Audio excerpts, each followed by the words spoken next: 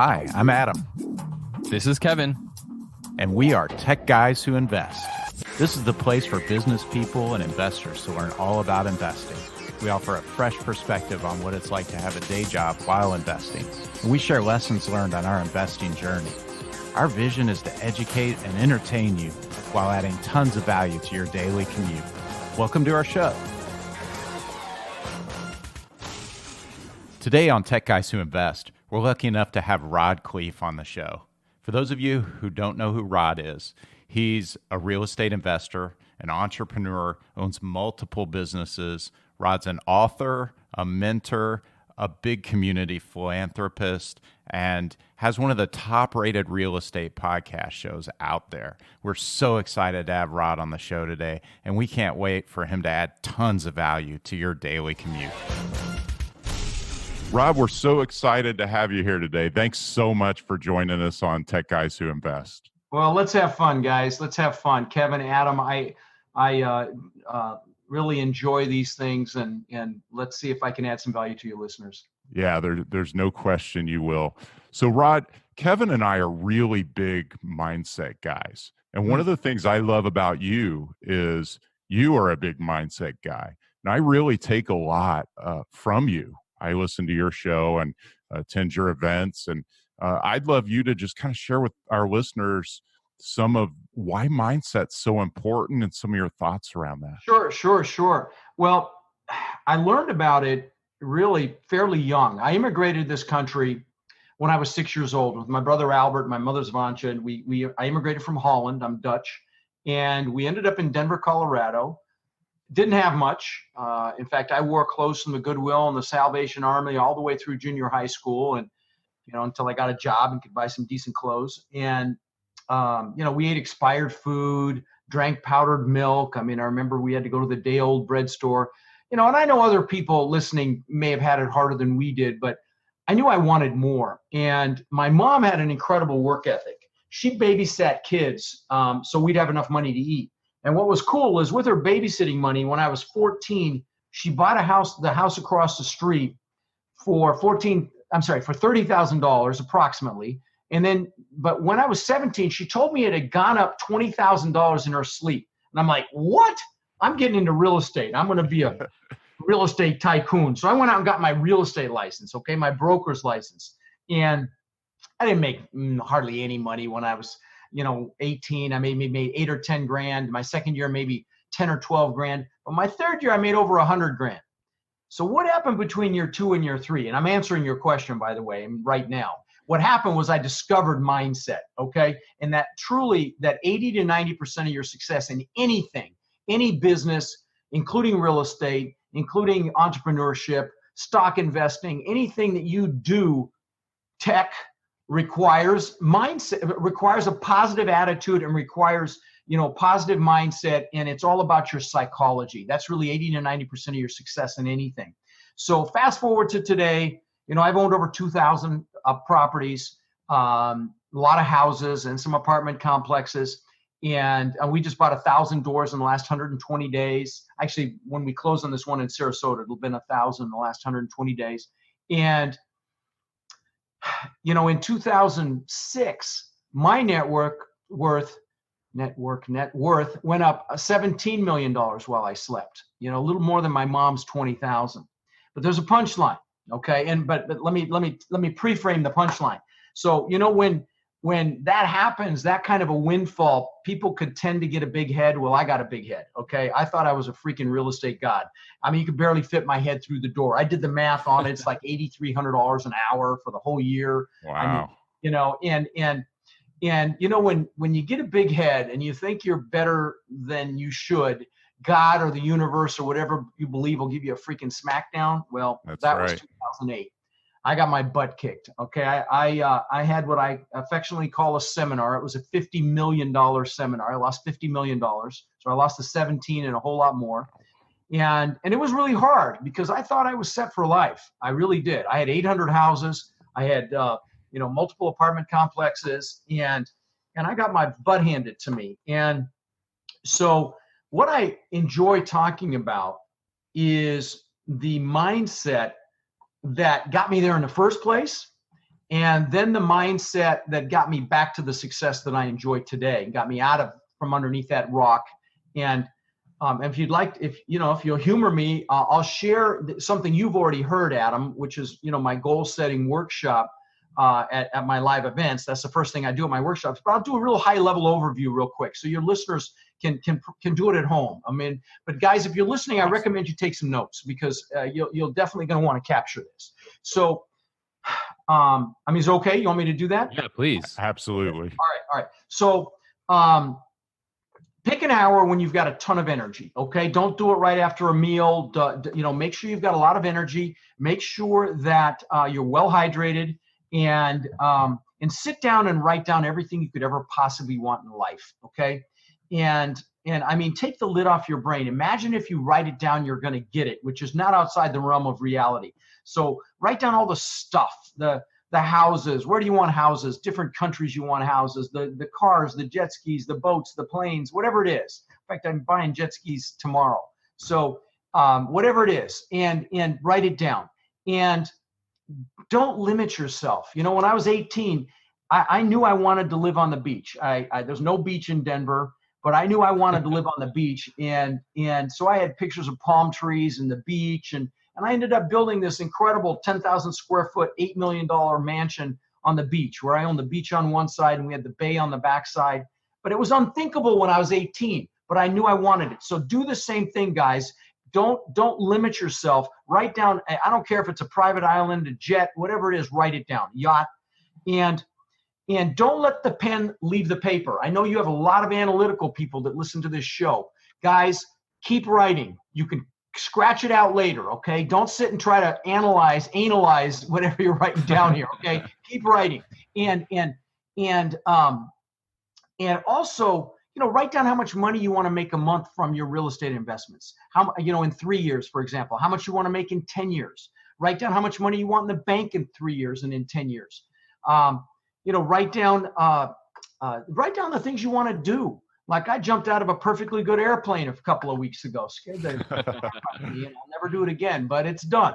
And so what do you want to do? Maybe write a book. Maybe I wrote a book. This gave away 20,000 copies actually. And my team was like, hey, you knucklehead, you're going to make some money on this thing someday. And finally it just went on Amazon. So the physical copy will be available in a couple of weeks. But as you know, Adam, the Kindle copy's been around. Hit bestseller. We messed around with that and hit bestseller list, which was cool. But I digress. What do you want to do? Do you want to learn a foreign language? Do you want to write a book? Do you want to climb a mountain? Whatever it is, write it down. So it's not just the stuff.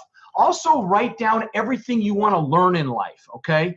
I live in a compound now. It's 6 buildings, beautiful. And one of the buildings, I've got my drum set that my wife bought me, and I've never used it one time. But I'm going to learn how to play the drums. That's why she got it for me, because she knows I love rhythm. I'm going to learn how to fly a helicopter. So what do you want to learn how to do? Write it down. Learn a foreign language, whatever it is. Then lastly, so it's not just the stuff, okay? This is bigger than that. Also write down who you want to help. Maybe you want to help your family, do something for your family. Maybe, children or family, but also maybe you want to do something bigger in the community. Maybe you want to help the elderly or children or animals or the environment or whatever it is. Write it down. Okay, so it's everything you want to do, be, or have. Now, when you can't think of another thing, I want you to now put a time limit on each goal, and that makes it real. So put how many years it's going to take you to achieve it. Put a 1, a 3, a 5, a 10, even a 20. But remember this, as human beings, we will overestimate what we can do in a year or a short period of time and massively underestimate what we can do in 10 or 20 years, like that house on the beach I was talking about. So put a time limit on each goal. Then, and don't overthink it. Again, I got to remind, because I know you got a lot of analytical listeners. It doesn't have to be perfect. Just guess, okay? Write it down.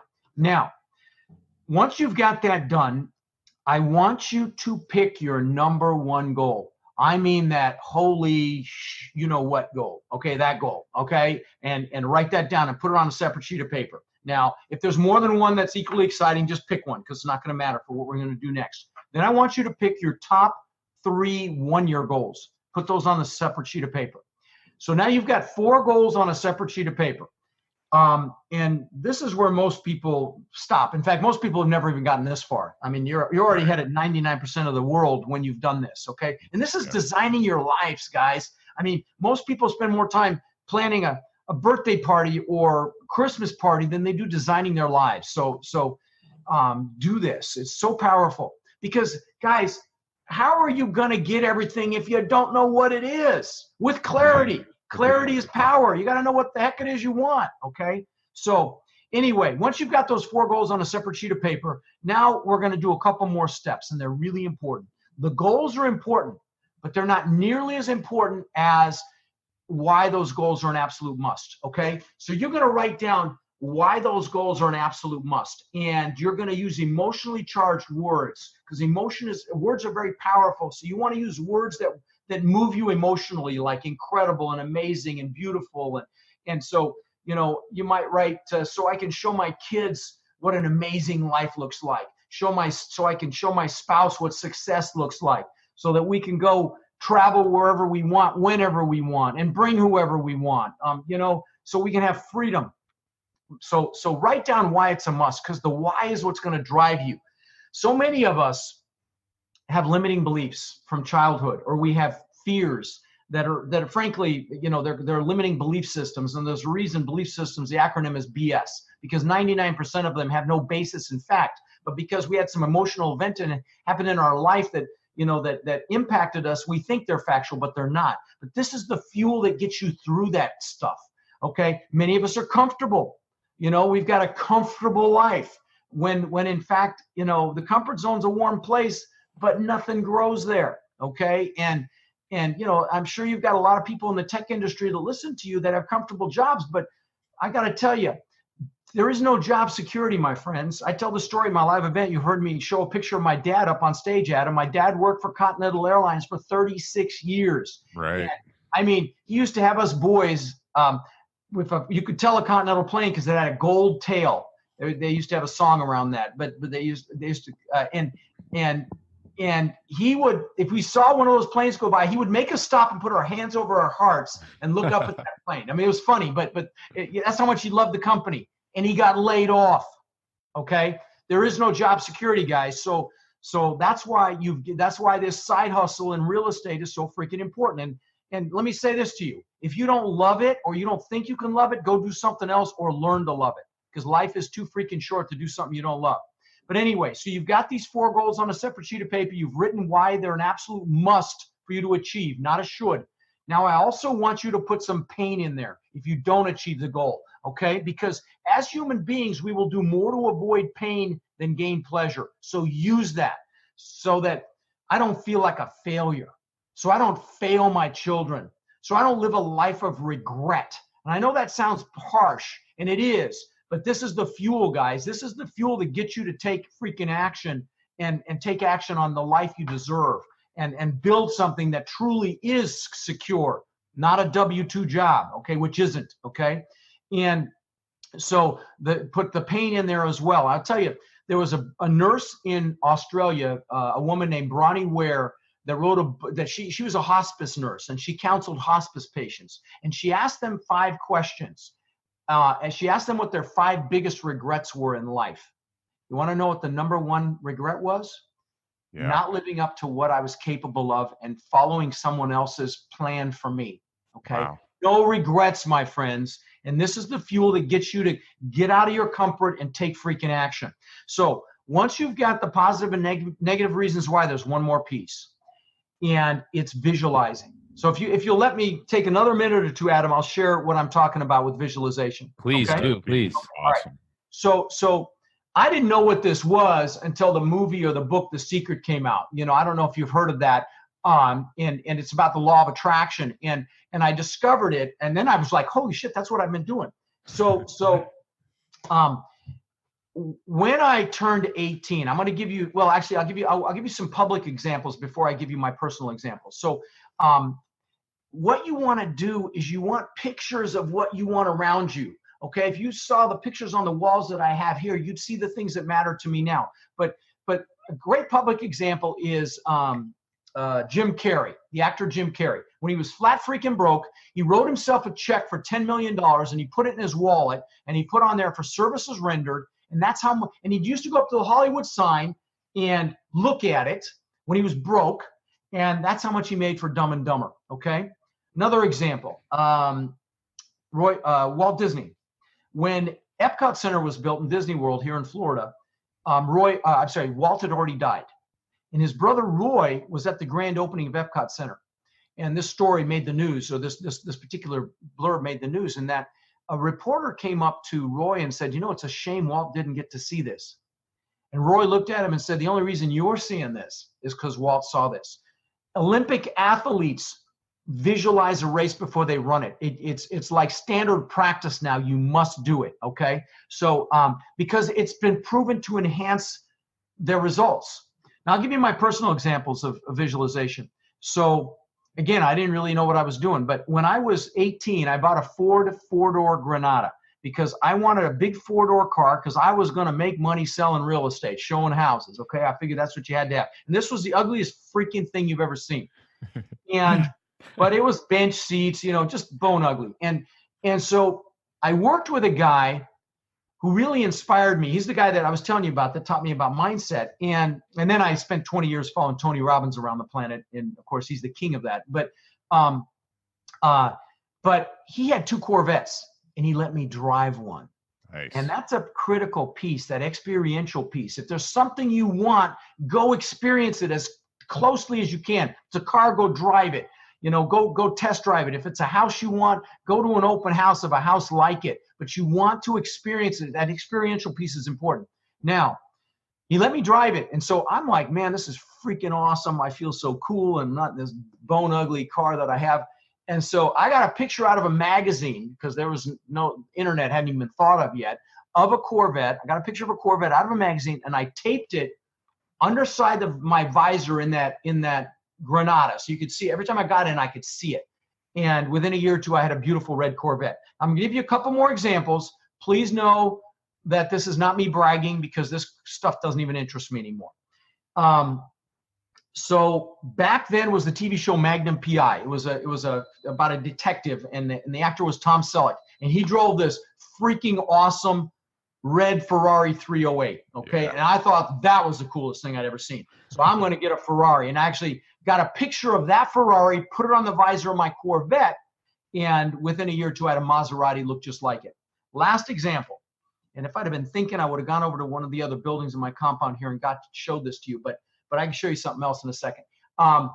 So I'm the guy that always wanted a Lamborghini, okay? I had the posters in my room with the Lamborghini Countach, with the bikini girls and the car washes. And, I had those posters, man.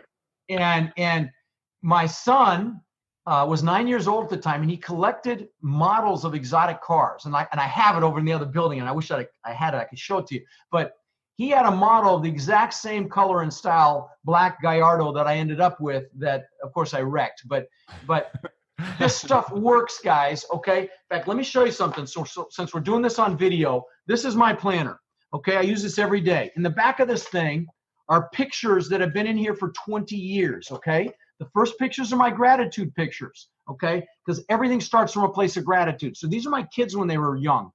Then the houses that I wanted. This looks just like the view on the house on the beach that I built that I was telling you about. I had that kind of glass, 10 feet high, 80 feet long, buck glass. This looks like the compound that I have now. Okay, wow, cool. I live in a compound now. It's 6 buildings here. We've got a giant main house. We've got a 2-bedroom guest house. I've got family in it right now. We've got a media center that's got a theater room, when I can see on my security camera, they're all in there watching a movie right now. And next to it's an exercise room. In fact, we're having mirrors put in it today. Conference center. And I mean, a spectacular home. It's like a park. It's two acres. And because God's got a sense of humor, I can see my old house that I lost and all the other riffraff across the bay. I literally can see it out my backyard. It's just hilarious. But anyway, because I had freaking pictures, guys, okay, and like other stuff that I have, like watches. I've got, few $100,000 worth of watches that I thought were important at one time, and stupid shit. And the Lamborghini before I ever got it, okay, the Rolls Royce, all this stuff that I got because I had pictures. So listen, I know some of you analytical ones are like, oh, this is a little too floofy for me. Well, your mistake, respectfully, okay? So get the freaking pictures, put them around you, and this stuff will manifest. You can see behind me, you can kind of see my vision boards next to my chair there. Can you see them in the corner? Yeah. I thought that's what that was. I use them every day, man. And I've got a gratitude board, and you got them there too? You gonna show me? Yeah, I'm gonna show you here. I have to turn this little virtual background off real quick. Yeah. It won't show up. Look at that. That's what I'm talking about, brother, right there. I freaking love it, man. So this stuff works. You know, I had John Assaraf, the guy in The Secret that shows the vision boards. Right. I've had him on the show and done business with him. Good guy. But anyway, so guys, that's how I pulled myself out of the dumps. That's how I got the ability to lose 50 million in the first place. And that's what you do. You got to know exactly what it is you want. But this is how I, got out from underneath that rock and built, what I have now. And thank God.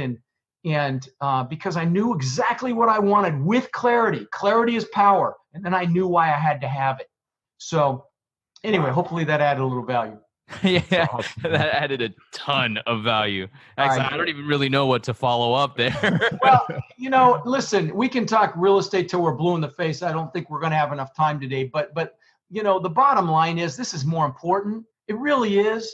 When I talk about loving what it is you do and then pushing through fear and limiting beliefs and comfort to get what it is you want, that's the first step in all of this. Okay. So, I do 3-day live events, like you said, Adam. You've been to, I know at least one. I don't know, maybe more than one. Yeah. But it's just me for 3 days drinking through a fire hose about multifamily. But I spend a lot of time on this mindset stuff, don't I? Oh man, I love it, Rod. And your events are unbelievable. I mean, I can't believe how much value you give. Thank you. Listen, I'm really glad you said that. The most successful people on the planet are the ones that give the most value. So when you get into this business, like you guys are doing, the fact that you're adding value to people right here, you guys are going to be huge successes because you're adding more freaking value.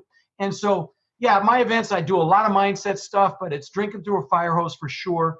And you know what I'll do for you guys? If one of you, I've got an event coming up in Baltimore. I don't know when you're going to air this, but it's in September. And it's rodinbaltimore.com. And if somebody puts in the word tech, I'll give them $100 off. Okay. So you guys will get $100 off for any of your listeners if they want to come. All right. Awesome. Yeah. Thanks, Rod. My pleasure. I just got to let me make myself a note to tell my team so I don't forget. But hang on 1 second. Tech code. Okay. Yeah. But let me say one other thing before I forget about goals, because it relates to goals. So, I built that amazing house on the beach, okay? That and I call it that testament to my ego, because that's really what it was. It was me proving to the world I was good enough. I needed to show the world I was good enough. And I worked for this thing for, decades, okay? And I'm floating in the pool and this relates to goals. That's why I want to mention it before I forget. I'm floating in the pool about 2 months after I built it. And I'm looking up at this giant home, and this thing is incredible. I mean, spiral staircase up through the middle, giant staircase. On the second floor, there was aquariums that went halfway around the staircase. They were 20 feet long, 10 feet high. I mean, the aquariums alone were like $200,000, okay, to give you an idea of this house, okay? Wow. And giant waterfall, the second floor into the pool. The pool's changing colors, has fiber optic lighting. Just magnificent home, okay? I could go on and on. I could lay in bed, look left and see the beach, look right and see the bay. It was a Gulf to Bay property. Anyway, 2 months after I built it, I'm floating in the pool at night, it's changing colors. My family's inside sleeping, looking up at this thing, and I should be incredibly proud, and I got incredibly depressed. And I'm like, what the hell? I just achieved success by unbelievable 100x society standards, and I'm depressed? What is going on? Well, when I look back on it, I realized there were two things happening, and I want to share them both with you. One is you should never achieve a big goal without having other goals lined up behind it, because you need a vision for the future. In fact, one of my coaching students just retired from his core job because he's kicked ass with multifamily investing. And we had this conversation because he's in that place right now too. You've got to have other goals lined up, because like the good book says, without a vision, the people perish. You have to have a vision for the future. And I didn't have a vision for the future. So that's one thing that was going on. But the second, even bigger thing that I want to share with your listeners, because I know you guys all want financial success, whatever your definition of that is. But was totally focused on Rod. It was all me, me, me, me. Show the world I'm good enough. It's all about Rod and Rod. And I had achieved success, but I was unfulfilled. Tony Robbins calls it the science of achievement versus the art of fulfillment. And so I bought some books actually, and one of them was Tony's book. And if you ever have an opportunity to see him, just go freaking do it while he's still speaking. Trust me, you'll thank me. He just had an event this last weekend, I think in Dallas, killed it like he usually does. But anyway, I went and saw him 20 years ago, okay? And changed my life on all kinds of levels. But the big thing I want to share with you today was he fed families for the holidays. He does what he calls a basket brigade. And he's done tens of millions now. I mean, it's just, he's got a heart as big as Rhode Island. And I'm like, that's really cool. And I'd always focused on me. I'm like, you know what? Giving back sounds cool. Sorry guys, my alarm went off. I don't know why. Anyway, giving back, that's really cool. So I went home and I fed 5 families that year for Thanksgiving. My brother and I did. We got boxes of food. We went to a church, said, who really needs help? And we got 5 families. We delivered to those 5 families. Third family changed my life. So we go up to the house and we had frozen turkey for the dinner, and we had the pan to roast it in. If they didn't have a pan, we had toys for the kids. We found out if they had kids. And we get up to the door of this third house, and it's a crap. I mean, just try not to use profanity, but it's Class D. It's a nasty house, okay? And 1 bedroom with 5 kids, okay? She comes out, the mom comes out, single mom, dad's gone. Single mom comes out, she sees the food, she starts crying. Kids come out, several of them start crying. I start crying. I'm hooked.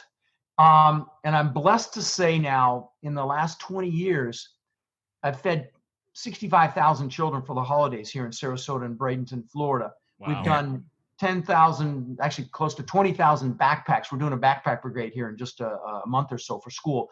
We're giving 1,500 backpacks filled with school supplies to area kids. We've done that for years. Done, probably close to 20,000 teddy bears that we give to the local police departments for their officers to keep in a vehicle if they encounter a child that's been traumatized. And that has given my life a richness you cannot imagine. So my last point to make to your listeners is success without that is not success, okay? You have to give back in some fashion. You don't have to do anything as big as I did, but do something to give back if you're not already. Because I'll tell you, I've interviewed guys on my show, millionaires, that I can tell are exactly like I was back then, totally focused on themselves, don't care about anybody else. And I feel sorry for them. I recognize it because it was me, okay? And I feel sorry for them because they're totally focused on themselves instead of giving back. So if you're listening, success is not success without that component. Make sure you incorporate that component.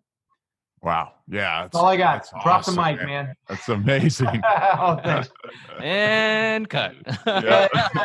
Listen, it's all real. And if your peeps are interested, I've got an incredible Facebook group. I think you're in it. There's like 28,000 multifamily investors in it. Just go to multifamilycommunity.com. It's a direct link to that group. You are the 5 people you hang around with. So make sure that you're around people that want more, that'll hold you to a higher standard. I actually a big believer in masterminds. I've got my mastermind here in Denver next week. Really excited about this. About $5 billion in assets represented in that group. Because rising tide lifts all ships. So you want to be around people that are making stuff happen. If you can come see me at one of my events, I promise you'll be glad you did. If you go to that multifamily community and put in the word boot camp and see what other people have said, unsolicited, there's hundreds of glowing testimonials. I could testify. You can testify. All right. Yeah. So, and then, I also have incredible free resources at my website. I used to give away the book for free, and my team was like, hey, dummy, make some money on this thing at some point. So it's on there. But I have another workbook on there for free at rodkhleif.com, which is incredible. It's a due diligence checklist. It's like 60 pages. It's everything you could ever thinking about if you're considering buying a property. So no stone gets left unturned, and it's free. And there's other books that are free, and articles and videos and all sorts of stuff that'll help you learn this business. So I hope you'll take advantage of that if you're listening and interested in this business. Yeah, that's amazing. And Rob, what was the URL again, just to make sure we got that? It's rodkhleif.com, RODKHLEIF as in Frank.com. I've got my podcast episodes that are on video just like yours are. You know, my podcast hit 6 million downloads last week. I'm freaking blessed. It just blows me away. And so, you know, lots of free content there for your people to utilize and learn from. So, Awesome. Well, Rod, you added a ton of value to this episode, and Thank you. Can't let you go without asking you a tech question. So, which piece of tech, not to be, I guess, pessimistic here, but which piece of tech is giving you the biggest headache in your life today? I will tell you, the one right now that comes to mind is Asana, which is project management software. Now, we love it, and it's going to open up our world, but to get me to use it and rely on it and go through it and own it and become an expert at it, it's been painful. But I do believe in it. So we use Slack and Asana, and they work extremely well together. But Asana it's great. I'm not. If you work for Asana, I love the potential of it. But for me, who can't spell technology, you know, it's been painful. So. Yeah, and that's cool. You mentioned Slack because techies. We love Slack, man. We freaking love it. It's like It's like eliminated hundreds of emails. Yep. I get about 500 a day anyway, and it's cut them down. That's awesome. Well, thanks again, Rod. Really appreciate your time tonight. It was a lot of fun. Really enjoyed it. I hope I see you again soon. And you know, go crush it, my friends. Absolutely. Thanks so much. Thank you, Rod. Take care, guys. See you later. That's it for this episode of Tech Guys Who Invest. This is Adam. And this is Kevin. Thank you so much for listening to us. Don't forget to join our Facebook page where we're building a community of investors so that we can share ideas, tips, and other ways to help us get out of the rat race. If you found value in this podcast, it would mean the world to us if you could share it with your network. Lastly, we love feedback. It's how we get better. So if you wouldn't mind spending 30 seconds and leaving us an honest review on iTunes or Stitcher or whatever platform you're using, that would be super sweet. If you want to get on Adam or Kevin's calendar, go to tgwipodcast.com/contact. We want to help you invest safely, wisely, and ultimately get you out of the rat race. Thanks again. Are we singing? La is my voice like that of a planetary giant. With that voice, it sounded like my Adam's apple should be like the size of my head, right? It did. Why did Zoom do that to me? I don't know. I don't know. That's a very good question. It's crazy. And lucky it wasn't only the interview of our life, right? Yeah, of course. I think there's a law by the name of a guy named Murphy. I can't remember what it's called, but I think it's something like that. One of the most important interviews of our Tech Guys Who Invest podcasting career, and we experienced technical difficulties. when Grant Cardone comes on, we'll both sound like we've taken helium, right? Yeah. When Tony Robbins comes on, we're just not going to have audio. Right. We just won't be able to talk. I love it. Awesome, man. Well, we can probably use that as a little Easter egg or something.